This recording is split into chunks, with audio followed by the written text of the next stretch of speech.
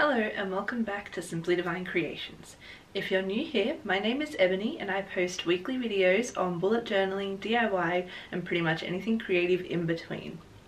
In today's video, I'm going to be going through how to start a bullet journal for beginners. I have a lot of bullet journal related videos on my channel, but I realized that I never actually went through how to start one if you've never started a bullet journal before. Firstly, I'll start off with what is a bullet journal. So, the bullet journal method was created by Ryder Carroll back in 2013, and he describes it as a mindfulness practice disguised as a productivity system, which is basically what it is. It's a completely customizable planning system that you create for yourself. It can include whatever you want. Because you design and create the pages yourself, they are only what you want and what you need, unlike other planning systems that are pre-made. Your bullet journal can be like the original bullet journal system and it can just be more minimal and basic and purely functional, or it can be more creative and more on the artistic side like my bullet journal and like a lot of the other bullet journals that you'll see online. There is no right, there is no wrong, it can be anything you want, and that is the best part about it.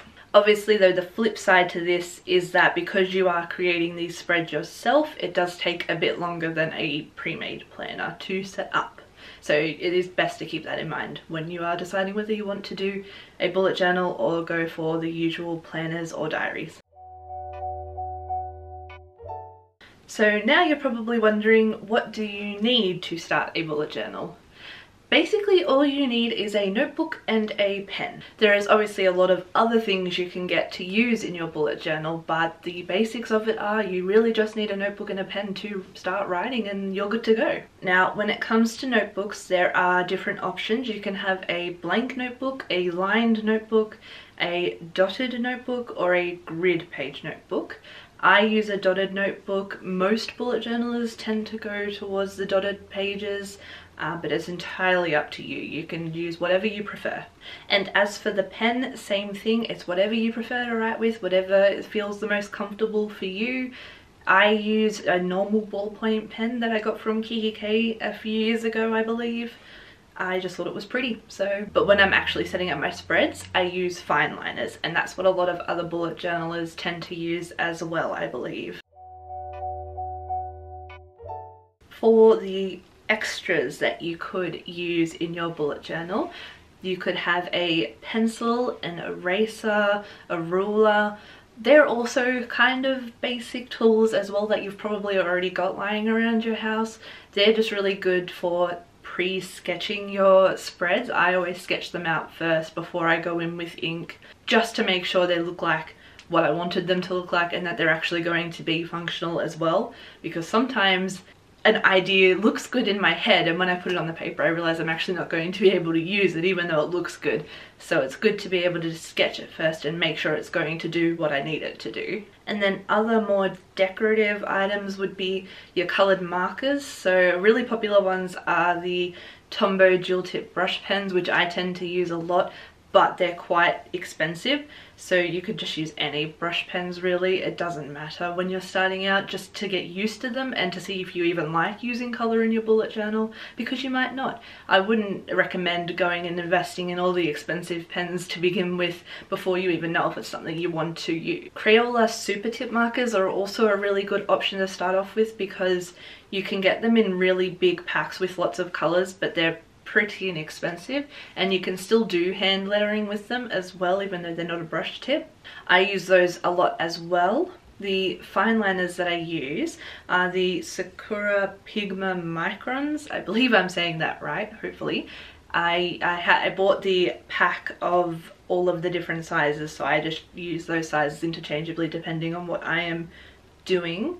But if you're just starting out and only want to get one fine liner, I'd probably recommend going around the 0.3mm size because it's not too thin when you're trying to draw out your grids and your outlines, but it's also not too thick to do any little intricate details in doodle. There's also washi tape, of course, which can tend to be a bit of a rabbit hole, but it can be good to use when you're first starting out, especially if you don't want to spend too much time drawing or doing any of those doodles, or if you're just not very artistic but still want a decorative or beautiful spread. And another way to get those Pinterest worthy beautiful spreads without the doodling and the drawing and all the time and the effort is to use stickers or stamps. So that's something else that you could possibly invest in as well. But again, I wouldn't recommend going too crazy with that until you're sure it's something you're going to use regularly. Now onto setting up your new bullet journal. So the very first thing I do before I start any bullet journal is I list out all the spreads that I want to include at the front of my bullet journal. I always find it really helpful just to get it out into a list, and that way I can see what pages I am after, because sometimes a few of them are quite similar and I can maybe merge them together into one spread as they were going to be doing the same thing anyway. And then once I've got all the spreads that I want to include, I'll go through and number them for the order I want them to be in my bullet journal. And sometimes I'll even take post-it notes and write them on the post-it note and put them on the pages of my bullet journal and flip through, just to make sure that the order actually makes sense and I will actually be able to use it that way, because there are some spreads that don't necessarily make sense on the right side of the bullet journal when you're trying to refer to them. That would be like the grid spacing spread. I found that that definitely has to be on the left side because it's really hard to flip back and refer to that spread if it's on the right side. So just keep that in mind. Once I am happy with the order, I've got all the pages that I want to include, I will then go and sketch them out into my bullet journal, draft them, make sure they're all looking good, and then I go and draw them in with the fine liners and the markers and colour them and make them all beautiful and ready for everyday use.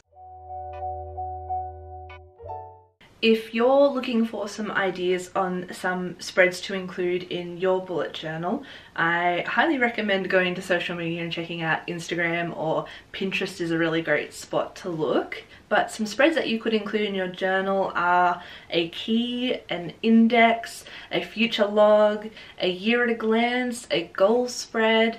You could start off with the cover page, some trackers, maybe for books to read, movies to watch, TV shows to watch. I do have some videos on bullet journal spread ideas, which I will link in the description below.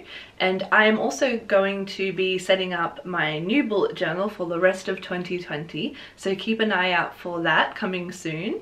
Hopefully this has helped you out if you've been interested in starting a bullet journal but weren't sure where to begin.